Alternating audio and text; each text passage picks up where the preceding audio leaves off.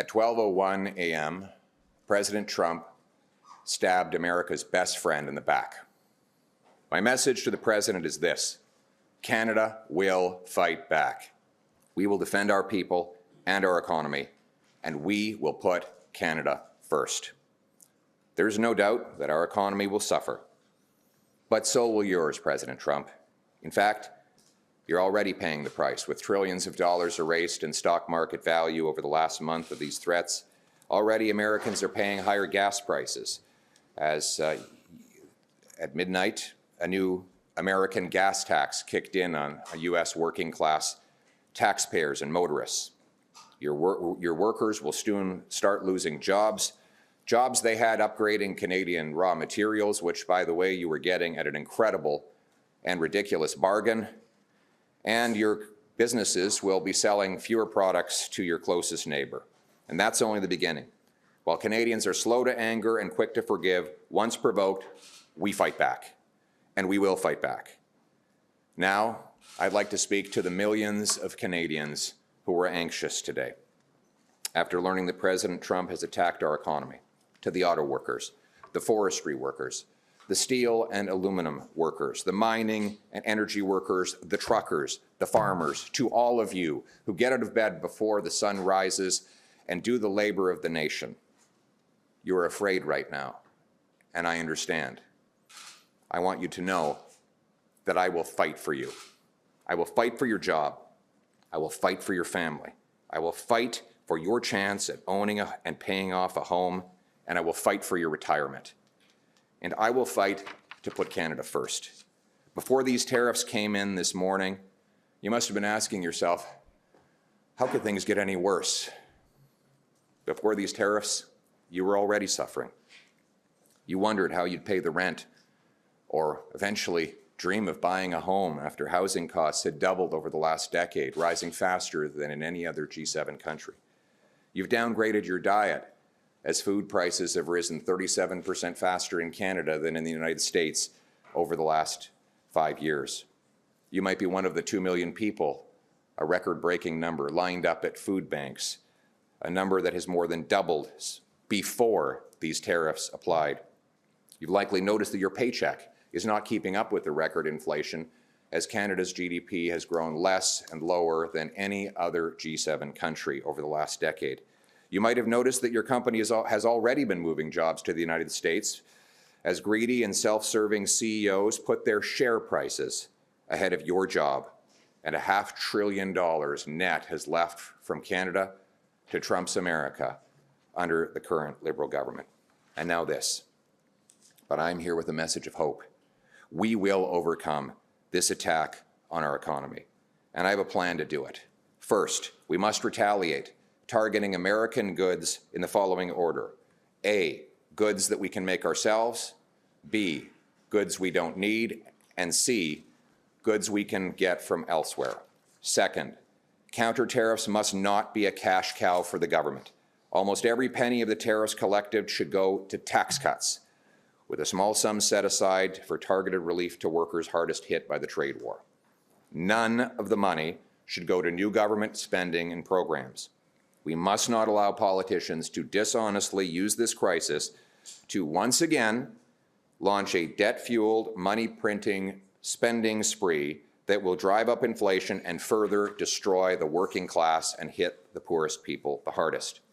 Third, we must immediately pass a bring-it-home tax cut on work, investment, energy, and home building.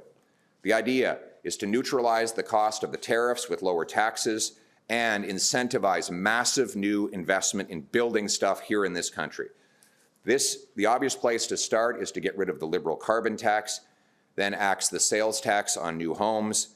We need to reverse the Liberal capital gains tax hike and slash income tax so that hard work pays off and you bring home more of each dollar you earn. Fourth, we must immediately repeal the Liberal No New Pipelines Law, C-69, a law that not only blocks all pipelines but stops mines, refineries, export plants, and all kinds of other energy infrastructure and makes us hopelessly reliant on one customer, the Americans, a customer we cannot count on anymore. We must greenlight LNG plants that Liberals say there is no business case for, so that we can no longer have to sell our 100% of our LNG, our gas exports to the Americans. We can sell it to Asia and Europe and help break the European dependence on Putin, turning dollars for dictators into paychecks for our people. 5, you know what industry Donald Trump does not control in Canada? Home building. It is a homegrown industry. We must get rid of all taxes and red tape to unleash the biggest home building boom this country has ever seen, bigger than the post-war boom when our heroes were coming back from that war. We need to build homes faster than ever, and that means removing the bureaucracy, the red tape, the taxes, and the gatekeepers, and I will make it happen. That will also boost the demand for softwood lumber. The loggers are suffering after Biden hit them with tariffs already. And 6, let's get our provinces together to knock down trade barriers so that we can lower prices and boost wages for our people. 7, we must secure our borders and rebuild our military to assert our sovereignty and strength in the world. All these things, axing taxes, building homes, unleashing construction of our resources, fixing the budget, stopping crime, all of these things were conservative fixations before the tariffs. Now they are even more necessary. But none of these things have happened in the last 100 days since Trump first launched his tariff threats. Look behind me. Parliament has been closed. Liberals shut it down to focus on their political battles. So the job-killing carbon tax is still in place. The sales tax is still in place on new homes. The No New Pipelines law still in place. The massive inflationary deficits still in place. Not one law has been changed. Not one tax has been cut. Not one action has been taken to free us from the grip of Trump and the U.S. We need change, and we will get change. It will be tough. Building Canada was tough, and so are Canadians. We will bring home the country we know and love and restore its promise. Canada will be self-reliant, sovereign, and stand on its own 2 feet. We will build on the great legacy and vision of John A. Macdonald of uniting our country east to west. We'll reward work, unleash entrepreneurs, harvest resources, make our own goods, trade with each other, build homes for our youth, rebuild our borders and military, honor our history, and raise our flag. What binds us together is the Canadian promise that anyone from anywhere can achieve anything, that hard work gets you a great life in a beautiful house on a safe street, protected by solid borders and brave troops under a proud flag. To preserve that flag and its promise, we must work together, fight together, and win together. That is what it means to put Canada first, because Canada is worth fighting for our people, for our land, for our home, for our country. Let's bring it home. Do you agree with the tariffs? What do you think Donald Trump wants by announcing these tariffs? What do you think Donald Trump wants by announcing these tariffs? Est-ce qu'on devrait mettre en place des programmes d'aide pour aider les Canadiens? Et plus généralement, lorsque le gouvernement fédéral met en place des programmes d'aide, doit-il dépenser de l'argent?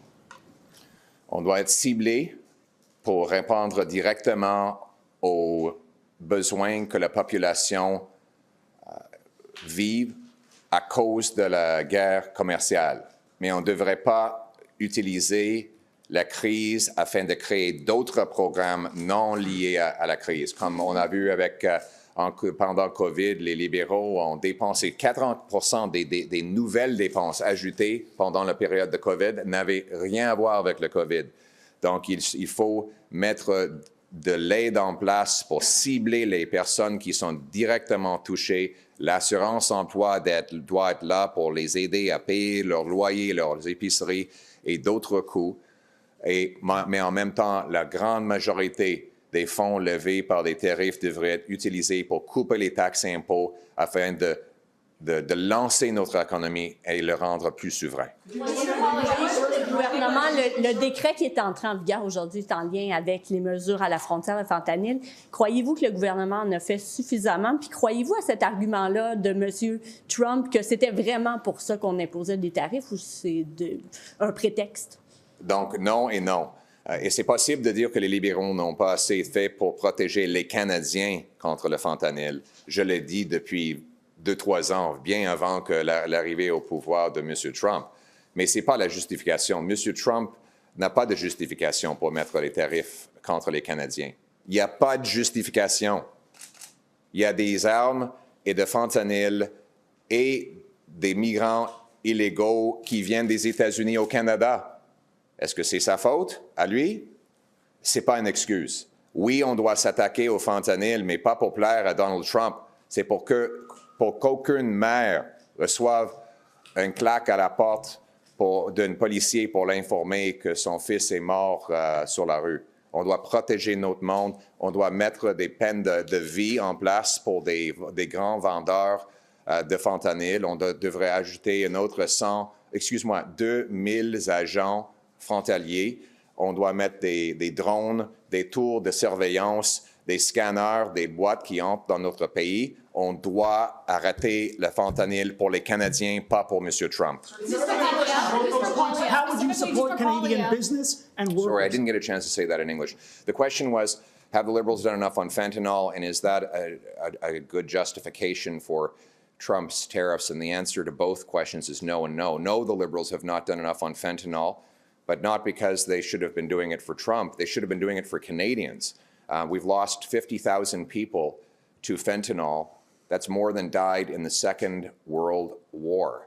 And that is because of the weak borders, the soft laws, and the radical liberalization of drugs that the Liberals experimented with and that they want to continue on with. I would ban the drugs, add 2,000 CBSA border guards, more surveillance towers, scanners, and drones to interrupt the illegal entry of fentanyl into our country. And I would treat fentanyl dealers for what they are. They are mass murderers, and they will get life sentences when I'm Prime Minister. But let's be clear, that is not a justification for tariffs.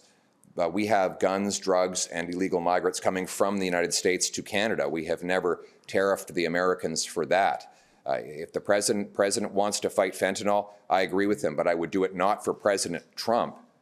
I would do it for Canadians so that not one more mother gets the knock on the door from a police officer telling her that her son has died in a back alley. Do you believe that this is about annexing Canada? Tariff relief support package, whatever you want to call it, require reopening the House and passing legislation. Is this something you're open to doing, even if it requires supporting the Liberals on Well, we should have had the House open for the last 2 months. Well, we haven't. That's a question for the Liberals. They're the ones that shut down Parliament, and that's why we haven't had those debates. Last question. Le président américain a dit que vous êtes. He's not a MAGA guy. I don't like what he says about me. Comment, dans ce contexte, vous pensez établir une relation personnelle avec M. Trump? Ça va être quoi votre stratégie pour l'approcher? Si jamais vous gagnez. Mais c'est vrai, je ne suis pas pour MAGA, je suis pour le Canada d'abord. Je sais que M. Trump ne m'aime pas. C'est correct. Je ne travaille pas pour lui. Ça ne m'intéresse pas d'être aimé par M. Trump ni personne d'autre. Je suis là pour les Canadiens d'abord et je vais défendre notre pays, nos emplois, notre sécurité et notre souveraineté, peu importe ce que les politiciens ailleurs au monde pensent de moi. Donc,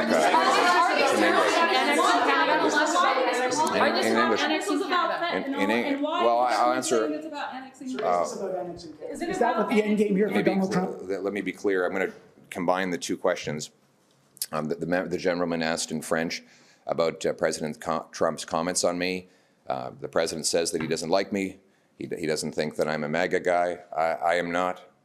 It is true that I am Canada first. I am only for Canada. I'm fighting for the interests of this people and this country. And if that upsets foreign leaders, including the American president, I'm fine with that because I have one job to do, and it's to fight for this country. And let me be also clear. We will never be the 51st state. We will be self-reliant, sovereign, and stand on our own feet. We will be an independent and a sovereign country, and I will always stand up for our flag and our people. Thank you so much.